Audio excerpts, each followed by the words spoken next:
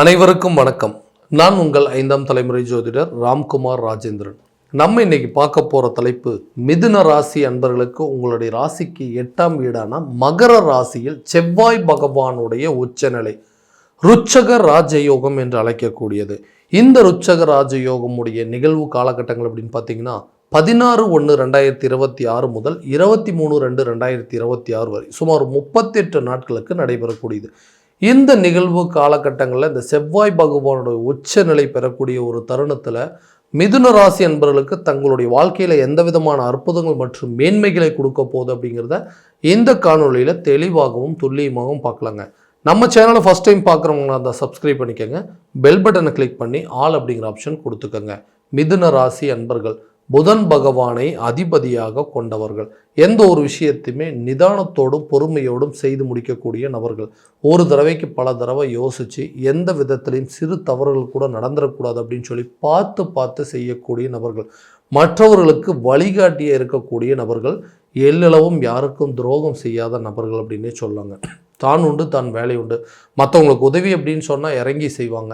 தனக்கு ஒரு உதவின்னா யாருக்கிட்டையும் போய் அவ்வளோ முன்னாடி எனக்கு ஒரு ஹெல்ப் வேணும் அப்படின்னு சொல்லி நிற்கவே மாட்டாங்க. ஸோ எல்லா விஷயத்தையுமே மற்றவங்களுக்கு அட்வைஸ் செய்யக்கூடிய அளவுக்கு உங்களுடைய வாழ்க்கையில் நீங்கள் ஒருத்தருக்கு பார்த்து அட்வைஸ் பண்ணிங்க அப்படின்னா உங்களுடைய வாழ்க்கை தரமே மாறக்கூடிய அளவுக்கு சில சூழல் அப்படிங்கிறது இருக்கும்.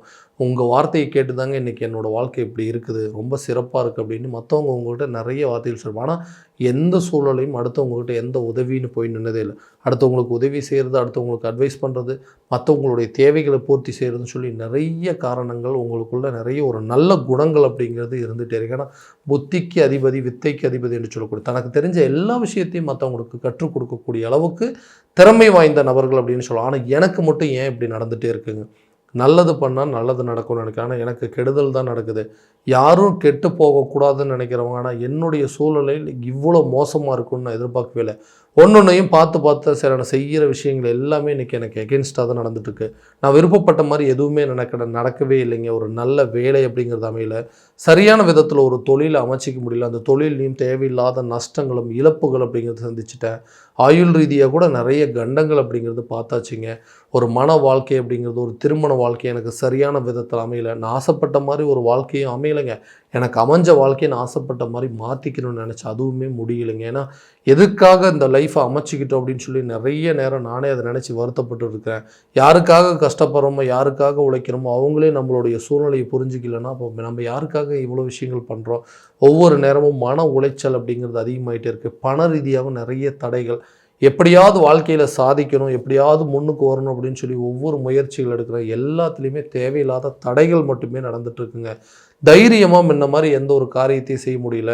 நான் நினச்சது ஏதாவது நடக்குமா அப்படின்னா அதுலேயும் நிறைய காரிய தடைகள். எடுத்து வைக்கக்கூடிய ஒவ்வொரு அடிக்கும் பின்னோக்கி தான் செல்கிற மாதிரி ஒரு சூழ்நிலை. ஒரு அடி முன்னாடி போனால் 4 அடி பின்னாடி வர மாதிரி இருக்குங்க. பணம் ரீதியாகவும் நிறைய பிரச்சனைகள் அப்படிங்கிறத சந்திச்சிட்டேன். வர வேண்டிய தொகைகளும் என் கைக்கு வரல. நான் கொடுக்க வேண்டிய பணத்தையும் கரெக்டான டைமில் கொடுக்க முடியலன்னு சொல்லி எனக்கு வரக்கூடிய வாய்ப்புகள் எல்லாமே தடைப்பட்டிருக்கு. கை கெட்டினது வாய் கெட்டலைங்க. ஒரு விஷயத்தை என்னால் முழுமையாக அடைய முடியல. யாருக்கு எந்த அளவுக்கு எல்லளவும் துரோகம் செய்யாத நான், எனக்கு மட்டும் என்னை சுற்றி இருக்கிறவங்களாம் கெடுதல் மட்டுமே பண்ணிகிட்டு இருக்காங்க. ஸோ இந்த நிலைகள் மாறுமா? என்னோடய வாழ்க்கையில் அடுத்த லெவலுக்கு நான் மூவ் பண்ண முடியுமான்னு நினச்ச காரியங்கள் வெற்றி அடையுமான்னு சொல்லி எதிர்பார்த்துட்டு இருக்கக்கூடிய இந்த மிதுன ராசி என்பவர்களுக்கு உங்களுடைய வாழ்க்கையில் மாற்றங்களை கொடுக்கக்கூடிய ஒரு காலகட்டம். வேலை ரீதியாக நிறைய மாற்றங்கள் முன்னேற்றங்கள் இருக்கும் போது நீங்கள் ஆசைப்பட்ட மாதிரி ஒரு வேலையில் சேரக்கூடிய ஒரு காலகட்டம் அப்படின்னு சொல்லாங்க. ரொம்ப நாளாக வேலை இல்லாத நபர்களுக்கு புதிய வேலை வாய்ப்பு அப்படிங்கிறது கண்டிப்பாக தேடி வருங்க. இன்டர்வியூஸ் அட்டன் பண்ணி போதுங்க, இதுக்கு மேலே என்னால் வேலை தேட முடியாதுன்னு எதிர்பார்த்துறவங்களுக்கு உங்களுடைய வாய்ப்புகள் ஆல்ரெடி நீங்கள் அட்டன் பண்ண இன்டர்வியூஸ்லேருந்தே உங்களுக்கு ஒரு கால்ஃபர் பண்ணி உங்களை வேலைக்கு எடுத்துக்கக்கூடிய அளவுக்கு சூழ்நிலை இருக்கும். வேலையிலிருந்து இன்னொரு வேலைக்கு மாறணும்னு நினைக்கிறவங்க, சம்பள உயர்வோ அல்லது பதவி உயர்வோ கிடைக்கணும்னு ஆசைப்படுறவங்களுக்கு இது ஒரு பொன்னான காலகட்டங்களில் நீங்கள் எதிர்பார்த்தபடி ஒரு வேலை அப்படிங்கிறது அமையும். ஆசைப்பட்ட மாதிரி ஒரு துறையில் நீங்கள் சாதித்து காட்டக்கூடிய அளவுக்கும், அதே நேரத்தில் அந்த இடத்துல ஒரு சம்பள உயர்வோ அல்லது ஒரு பெரிய பதவி உயர்வோ அல்லது உங்களுக்கு ஒரு போனஸ் கிடைக்கக்கூடிய அளவுக்கு சில வாய்ப்புகள் அப்படிங்கிறது இருக்கும். இதனால் உங்களுடைய பொருளாதார நிலை அப்படிங்கிறது மாற்றம் ஏற்படும். கவர்மெண்ட் சம்மந்தப்பட்ட எக்ஸாம்ஸ் எழுதிட்டு இருக்கிறவங்க இந்த காலகட்டங்களில் தைரியத்தோடும் துணிச்சலோடும் சில எக்ஸாம்ஸ் எழுதி அதில் நல்ல ஒரு ரிசல்ட் கிடைப்பதற்கான வாய்ப்புகள் அப்படிங்கிறது கண்டிப்பாக இருக்க போதுங்க. தொழிலில் இதுவரை இருந்த மந்த நிலைகள் மாறும். தொழிலில் இருந்து வந்த நஷ்டங்கள் அப்படிங்கிறது அகலும். இந்த தொழிலை விட்டுறலாம் அப்படின்னு சொல்லி கூட சில நேரத்தில் யோசிச்சுட்டேங்க. ஏன்னா எனக்கு பின்னாடி ஆரம்பித்தவங்க இந்த தொழிலில் வந்து மற்றவங்க என்னை பார்த்து பொறாமப்பட்ட காலங்கள் போய் மற்றவங்க வந்துட்டு எங்கிட்ட அட்வைஸ் கேட்ட காலம் போய் இன்றைக்கி எனக்கு அட்வைஸ் பண்ணக்கூடிய அளவுக்கு சில நிலைகள் வந்துருச்சு. என்னங்க உங்களுக்கா இந்த நிலை, நல்லா பண்ணிகிட்டு இருந்தீங்களே ஏன் இப்படி இருக்கீங்க அப்படின்னு சொல்லி நம்மளை பார்த்து ஒரு ஒரு ஒரு அதாவது ரொம்ப வருத்தப்படக்கூடிய சில சூழ்நிலைகள் அப்படிங்கிறதெல்லாம் ஏற்பட்டுச்சு. அந்த நிலைகள் மாறும். உங்களுடைய பிஸ்னஸில் நீங்கள் தான் கிங்கு, உங்கள் தொழிலை உங்களை அடிச்சுக்க ஆள் யாரும் இல்லை அப்படிங்கிறத காட்டக்கூடிய அளவுக்கு சூழ்நிலைகள். இன்னும் வித்தைக்கு அதிபதி என்று சொல்லக்கூடிய புதன் பகவான் உங்களுடைய ராசிநாதனாக இருக்கார். அப்போ கண்டிப்பாக சில காரியங்களை நீங்கள் செய்து முடிப்பீங்க. மற்றவங்க உங்களுக்கு அட்வைஸ் பண்ணக்கூடிய நிலை என்றைக்குமே உங்களுக்கு வராது. அப்போ உங்களுடைய பிஸ்னஸை நீங்கள் கண்டிப்பாக நல்லா டெவலப் பண்ணுவீங்க. இதிலிருந்து வந்த தடைகள், இழப்புகள், நஷ்டங்கள் எல்லாமே படிப்படியாக விலகும். தொழிலை வேறு லெவலுக்கு கொண்டு போகிறது, ஒரு பிரான்ச்சை எக்ஸ்டெண்ட் பண்ணுறதோ அல்லது வண்டி வாகனங்கள் எக்ஸ்ட்ரா வாங்குறதோ, அதே நேரத்தில் வந்து உங்களுடைய பிரான்ச்சை வந்து வேற ஒரு இடத்துல மாற்றுறது, புதிய பிஸ்னஸ் ஸ்டார்ட் பண்ணுறது, இந்த மாதிரி யோகங்கள்லாம் கண்டிப்பாக உங்களுக்கு கிடைக்குங்க. திருமணம் ஆகாத நபர்களுக்கு திருமணம் சார்ந்த யோகங்கள் கூடிய விரைவில் நடக்க போது. அதே நேரத்தில் காதலர்கள் மத்தியில் இருக்கக்கூடிய பிரச்சனைகள் அப்படிங்கிறது தீரும். பிரிந்த காதலர்கள் ஒன்று சேரக்கூடிய ஒரு காலகட்டங்கள், கணவன் மனைவிக்கிடையே இருக்கக்கூடிய பிரச்சனைகள் அப்படிங்கிறது படிப்படியாக குறையும்.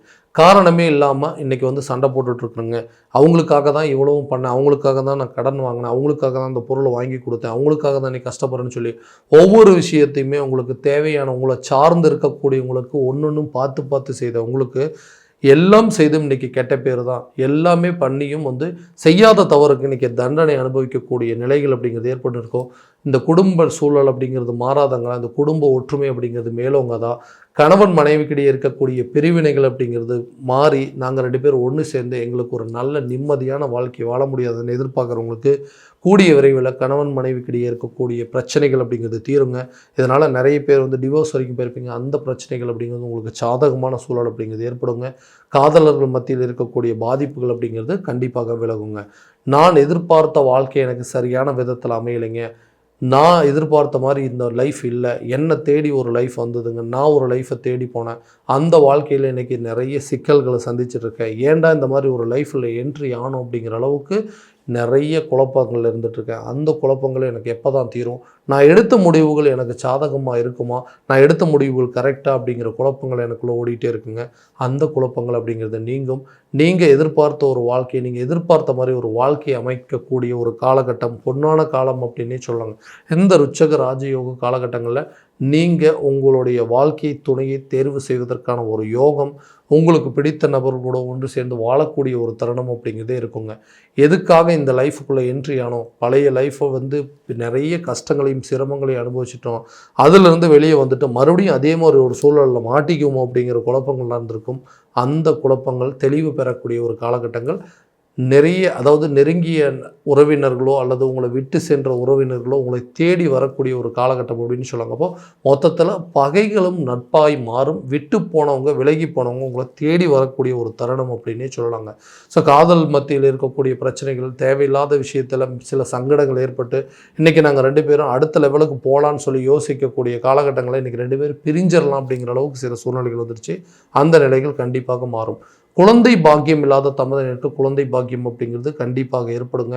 வீடு கட்டக்கூடிய யோகமோ, ஒரு இடம் வாங்கக்கூடிய யோகமோ, சொத்துக்கள் சேர்க்கக்கூடிய யோகம் அப்படிங்கிறது இந்த காலகட்டங்கள் இருக்கும். ரொம்ப நாளாக வந்து ஒரு வண்டி வாகனம் வாங்கணும்னு முயற்சி பண்ணுறேங்க, வாடகை வீட்டிலேயே பாதி நாள் வாழ்ந்துட்டோம், நாங்களும் வந்து ஒரு சொந்த வீடு வாங்கலாமா அல்லது சொந்தமாக ஒரு இடம் வாங்கக்கூடிய யோகமெல்லாம் இருக்குமான்னு எதிர்பார்த்தீங்கன்னா கண்டிப்பாக இந்த காலகட்டங்களில் புதிய இடம் வாங்கக்கூடிய ஒரு யோகமோ, வண்டி வாகனங்கள் உண்டான ஒரு யோகம், சொந்தமாக ஒரு வீடு கட்டுவதற்கான முயற்சிகள்லாம் இந்த காலகட்டங்களில் கட்டாயமாக ஏற்படுங்க. ஆரோக்கியத்தில் இருந்து வந்த பாதிப்புகள் அப்படிங்கிறது விலகும்.